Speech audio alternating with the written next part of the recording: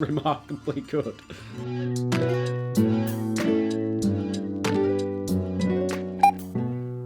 Hello everyone and welcome back to the channel. In last week's video we had a look at this, the Logitech G Pro X gaming headset with the Blue voice mic.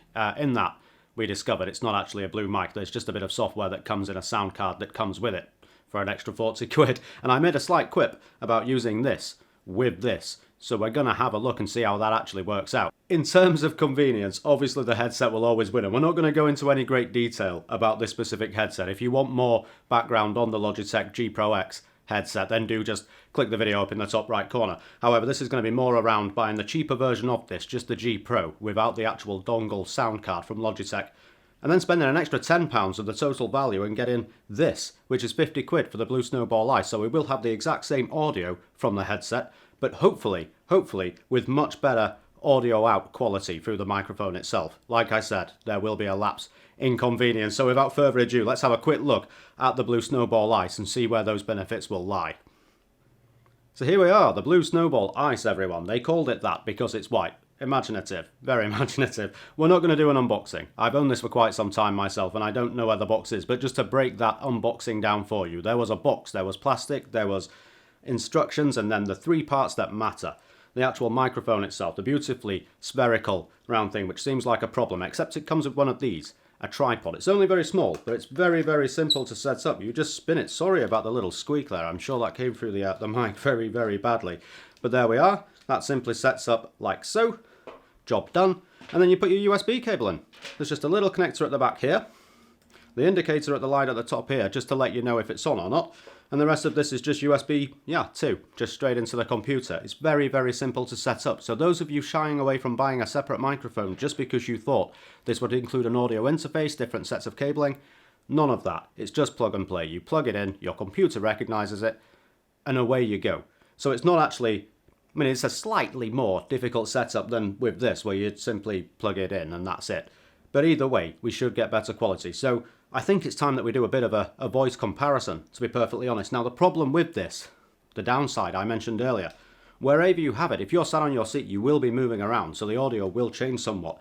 To help with that, they do have this, like, bearing on the inside that you can just twist to angle it towards yourself. So whereas I'm stood up now, I'd want the front of the mic pointing towards me, just to try and pick up most of my audio from my voice as it is. However, I think the best way to test this is to pull up a chair to the desk, and we'll do it around that range. Now, this desk is quite high, so I don't have a chair perfectly high enough, so we'll make do with what we've got. Okay, so here we are. This is my usual seated position. I found out I could lower the desk, by the way. Happy days with that, so it's back in my normal position. However, this is the normal position I'd be in for, say, playing a game. Here would be the mouse, there would be the keyboard, and there's the microphone. I will show you what the audio is like coming through that microphone itself. As I said in the last video when we did the headset, the audio input is very subjective. All I can do is give you my opinion of how the sound is. So I'm using the same set of headphones for the price comparison in this. I'm basically using the G Pro X and the G Pro because there is 40 quid difference. Now the setup using the mic would come to £10 more in total. However, this is the test now.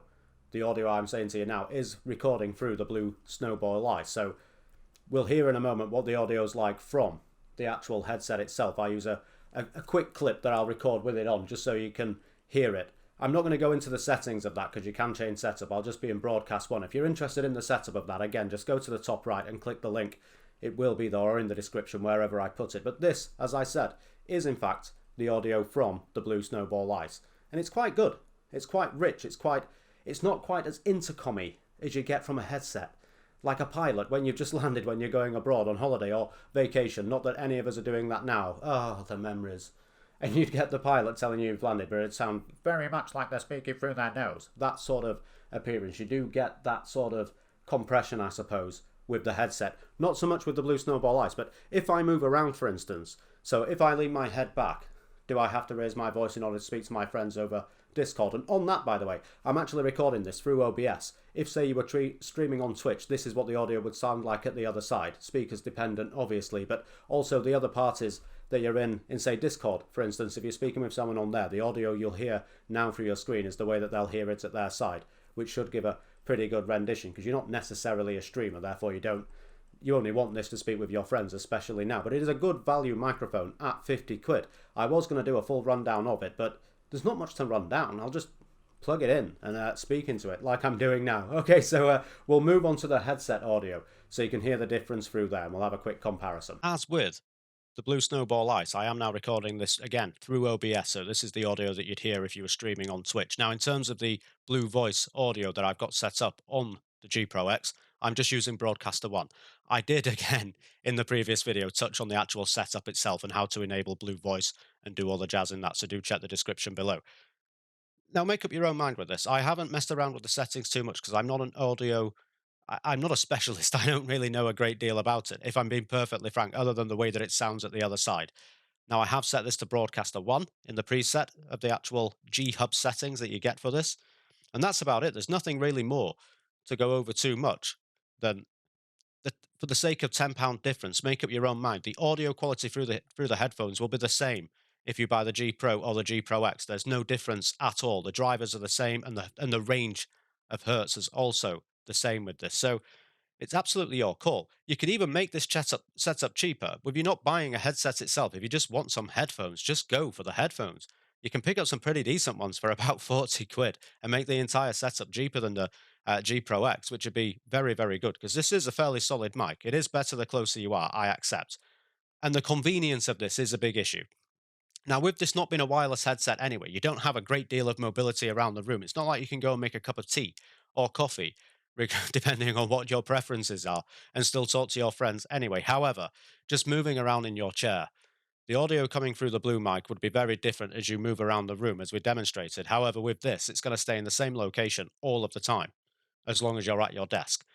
So, again, make up your own mind to what you'd like. Personally, I prefer the mic setup. I just do. I don't like having this little stick thing near me. I don't want to be that guy on Discord that sounds, well, poor, I think is the only way to describe that.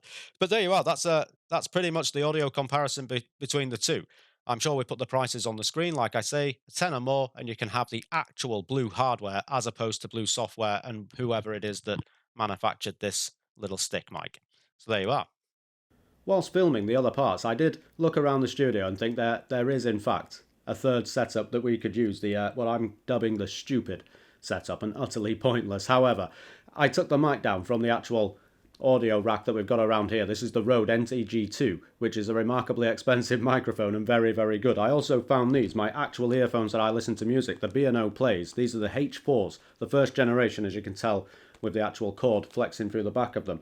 Now, these are about 170 quid, and I have seen the Rode mic on Amazon for £150, but they generally retail for about £180 to £220. And also this, the other part that adds complexity to this entire setup, you do require an audio interface. This is the Berhinger Euphoria, I'm sure it's called, with the Midas preamp. I'm not sure what any of that means, but it's very good. It was only 30 quid, which is probably a bit of a cop-out in terms of quality for the microphone that we're using through it. However, it works perfectly well. Now, there is a cable to that as well, which costs about... that is an XLR cable, and that's another 10 quid. This entire setup would normally retail for around 350 to 400 quid, just for the audio in your game. So there's a reason I tend not to use this. However, I am remarkably excited to give it a try later on, so I am going to have a go with it. Now, with these earphones as well, they are in fact Bluetooth. Now, I've not got these working on Windows 10. I do tend to listen to music on my iPhone, and they work perfectly well with that, with the app, and the same on Android as well. However, if anybody does know how to get these working through my PC, I'd be very, very grateful. Please do comment below. I'll be very happy to get that. However, what they do have is an audio jack, which is fantastic, just straight into the back. Now, I can't find the little audio extender that would let me plug it straight into this, which would be far, far superior. So I've just got these plugged into my speakers and have that set as the output. Now, I'm confident you can hear the difference in the mic compared to the other ones. It is a far more superior microphone. It just is, which is why it's the main one for the studio itself. Now, this is a ridiculous setup, like I say. It does come in at about 350 quid at bare minimum, so I definitely wouldn't recommend it. But I am going to give it a go this evening. Well, here we are, everyone. I thought I'd test this with Tomb Raider. How about this for a streaming setup? You gotta get out of here. The audio is outstanding. It makes the game a whole new world. Come on! My word, the bass is delightful. The highs are crisp, the mid-tones are absolutely fantastic. Audio files. This is how you should test headphones going forward with a game. You have the remarkable score in the background, especially on a game like Tomb Raider. Taking pictures. And all of the sound effects. Don't know if you'd be doing much. You can almost gauge the distance of objects away. These are fantastic. Absolutely fantastic for this. The B&O plays. Bang & Olufsen plays. H4. There you go, everyone. 170 quid. This is a remarkable experience. I'll look into it. Now, I must admit, I've not got them going through the speakers anymore. The speakers are just cheap Logitech, so I've wired them in direct to line out at the back of the motherboard, which is an X570 Aorus Master, by the way, so it's got Sabre Hi-Fi on there. It's remarkably good. Well, there we are, everyone. Oh, this just sounds amazing. If you think this is too much for a streaming setup, or you think this is what everyone should aim for, then do let me know in the comments below, but this does sound incredible. I highly recommend it to everyone. Well, I don't really. It's a completely overkill, stupid setup. But it's remarkable. It's a fantastic experience through these earphones. It really, really is. Well, thank you very much for watching, everyone. Don't forget to like and subscribe and all that good stuff. Anything new on Dr. And enjoy your time indoors. Not much. Goodbye. He's leading a few Trinity digs in the area. My father mentioned him in his journal more than once.